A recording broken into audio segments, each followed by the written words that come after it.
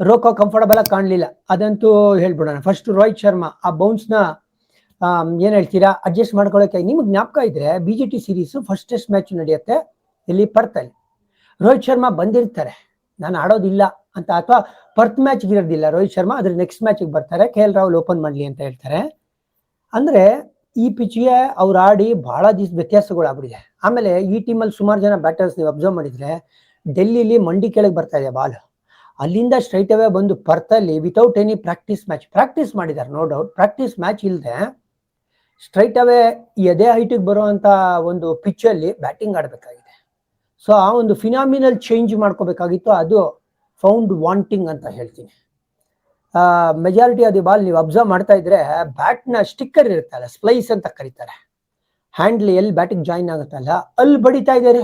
ಅಲ್ಲಿ ಬಡಿದ್ರೆ ಎಲ್ಲೋಗುತ್ತೆ ಬಾಲ್ ದೂರ. ನಿಮ್ಗೆ ಒಂದಂತಕ್ಕೆ ಈ ಪಿಚ್ಚಲ್ಲೂ ಕ್ವಾಲಿಟಿ ಇದೆ, ಕ್ಲಾರಿಟಿ ಇದೆ ಅಂತ ತೋರಿಸ್ಕೊಟ್ಟಿದ್ದು ನಮ್ಮ ಕರ್ನಾಟಕದ KL ರಾಹುಲ್ ಅವರು. ಅದಕ್ಕೋಸ್ಕರನೇ ಅವರು ಟೆಸ್ಟ್ ಅಲ್ಲಿ ಡಿಫಿಕಲ್ಟ್ ಸರ್ಕಮ್ಸ್ಟೆನ್ಸಸ್, ಆಸ್ಟ್ರೇಲಿಯಾ ಇರಲಿ ಇಂಗ್ಲೆಂಡ್ ಇರಲಿ ಓಪನರ್ ಆಗಿ ಆಡೋದು, ಯಾಕಂದ್ರೆ ಆ ತರ ಒಂದು ಟೆಕ್ನಿಕ್ ಇದೆ ಅವ್ರಿಗೆ ಅಂತ. ಮತ್ತೊಮ್ಮೆ ಅದರ ನಿದರ್ಶನ ನಮಗ್ ಕಾಣಿಸ್ತು. ಮಳೆ ಬರ್ತಾ ಇತ್ತು, ನಿಲ್ತಾ ಇತ್ತು, ಬೇರೆಯವ್ರ ಔಟ್ಗಳು ಆಗ್ತಾ ಇದ್ರು, ಬಟ್ KL ರಾಹುಲ್ ಮಾತ್ರ ಒಂದು ಒಳ್ಳೆ ಕ್ವಾಲಿಟಿ ಇನ್ನಿಂಗ್ಸ್ ನ ಆಡಿದ್ರು ಅಂತ ಹೇಳ್ಬೋದು.